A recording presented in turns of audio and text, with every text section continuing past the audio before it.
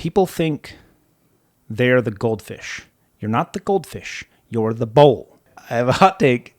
I'm laughing because I can already see the comments. Okay. Okay, hot take is when you have an opinion and it's the minority opinion, right? It's the opinion most people aren't going to agree with, so it's considered hot. And then I try to get you to come around to my way of thinking, like, okay, that was controversial at first, but now that you explained it, actually, I kind of agree with you. That's kind of the point of the hot take segment. This one, I think you're going to agree with, but most people, I would consider this a pretty piping hot take. Okay. All right. Like your EV one, people did not like. This is probably more controversial than that. Okay. Because, all right, I'll just say it. Here's my hot take.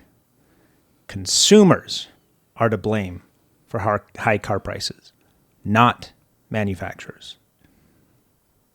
Disagree. You disagree. Interesting. If you replace consumers with government, then yes, I agree. I can see that to an extent. Would a consumer buy a regular Camry for $35,000, which it is now? Well, why not buy a used Camry? You're making the buying decision. Let's say a 2002 Camry with 200,000 miles that still works perfectly fine. It will still get you to work and back just fine. No one is holding you at gunpoint, making you go to a dealership and drop $30,000 on a new Camry. They're for sale, like on Facebook Marketplace, like this 2002 Toyota Camry with 200,000 miles that I just looked up on Facebook Marketplace. I typed, this isn't cherry picking. This was the first thing that came up, and there were 100 more right after it. Mm-hmm. Okay. 2002 Toyota Camry. It's got 220,000 miles, 2 owners, clean title, passes emissions. It's from a reputable seller, so someone who's sold many things before. They have a good seller rating, and this is like 20 minutes away. Mm-hmm. This is $3,000. When you buy a car in Arizona, you don't pay any tax on it if you're buying private sale. It also costs nothing to insure. It costs nothing to register, and it costs almost nothing to drive. This vehicle costs you almost no money. It has been sitting on Facebook Marketplace for 3 months. Meanwhile, the average new car price is $50,000, and Toyota sells 10,000 4Runners a month. The new car buying market, it has shifted. Q3 of 2025, there were more cars sold over $75,000 than under 30. I make enough money that people who aren't as financially responsible would probably drop $75,000 on a car. I've never spent more than $22,000 on a car in my life. Unless something changes, I don't think I'll ever step foot in a dealership, frankly. You're too intelligent to step foot in a dealership. I am too dumb to not. People think they're the goldfish. You're not the goldfish. You're the bowl. The dealership will grow to whatever size you are willing to give it. And people have just tolerated longer loan terms. We've promoted financial illiteracy. We don't know what a good interest rate is. Mm-hmm. We just toddle into a random dealership, find a car we like, and we buy it. And the dealer will happily sell it to you. So putting the blame on the dealer... They're not the dealer. The manufacturer is not to be blamed. They will sell you whatever you want to buy. And if you want to drop $75,000 on a car, they will happily sell it to you. Mm-hmm. But if people stop buying them, they're not going to make $70,000 cars if no one buys them. Right.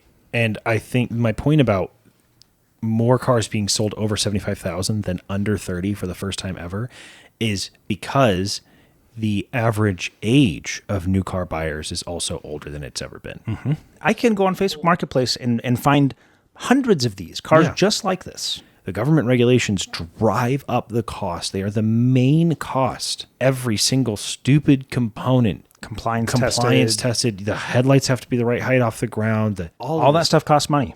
Every single thing costs money. Customers should be able to buy whatever they care about. You want a fast car? Buy a fast car. You want a car that hauls a lot? Buy a car that hauls a lot. You want a safe car? You buy a safe car. I don't think that every single vehicle needs to pass all of these really high burdensome regulations.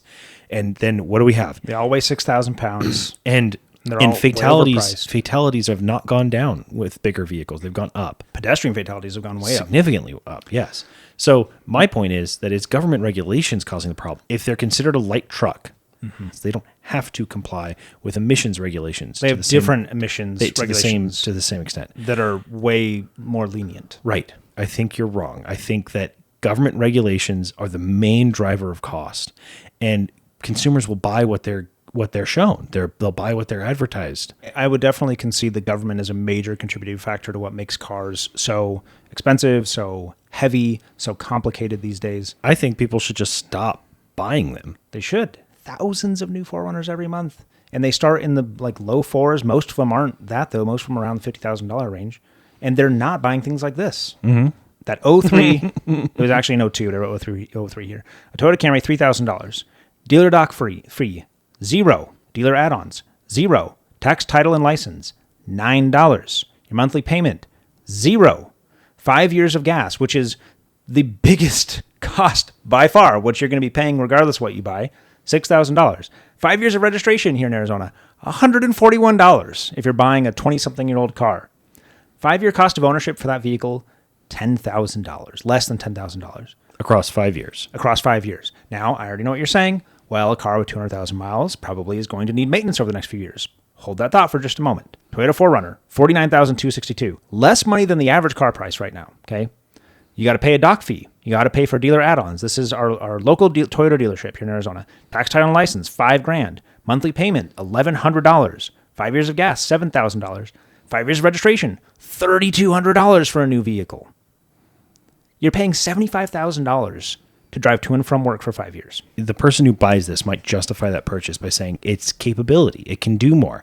You can go buy this and a 20-year-old 4Runner. The cost to repair this is not $65,000. It's not $65,000. No. Heck, if you have a $4,000 repair, just go buy another one. In 2015, I bought a 1998 Chevy Lumina for $800.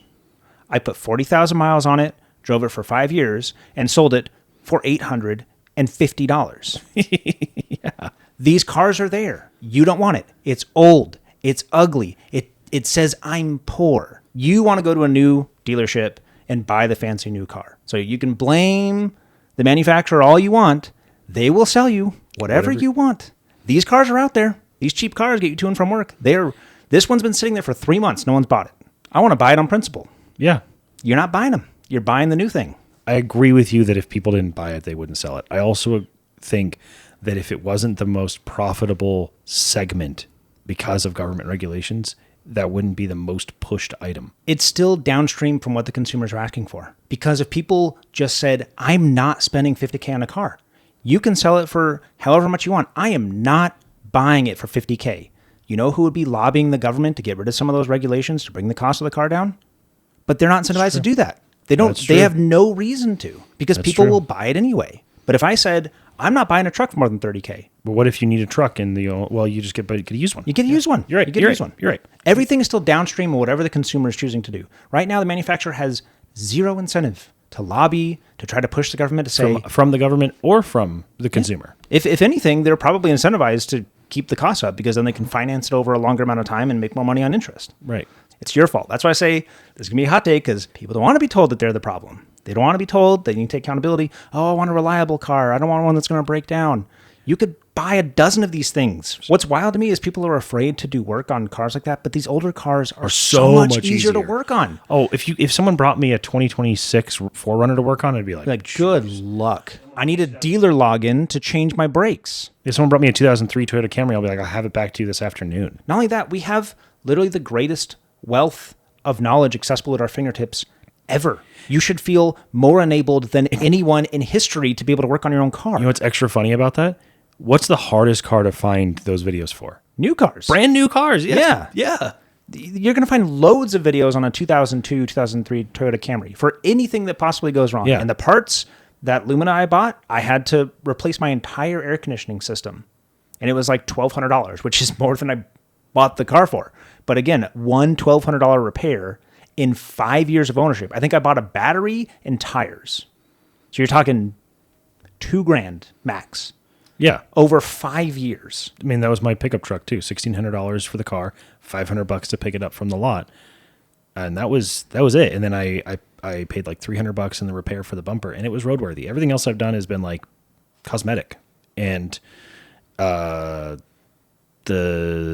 sunroof leaked, so I had to replace the carpet and I had to replace the seal on the sunroof. All in, that was like $200. We have access to YouTube just like anyone else does. And we look up how to do stuff and we figure it out. Yeah, mom thinks I'm her special little golden nugget, Yeah. Like she says about all of us. It feels nice, but it's not true. Yeah. We're not any more capable than anyone else. Right, yeah. Anybody can solve their own problems if they just try. But people don't want to hear that. No. They don't want to be told they're the problem. All right. That's my hot take. So let me have it. Hit me with it. Hit me with your comments. Tell me how wrong I am. I can see why you were laughing when it came up. Yeah.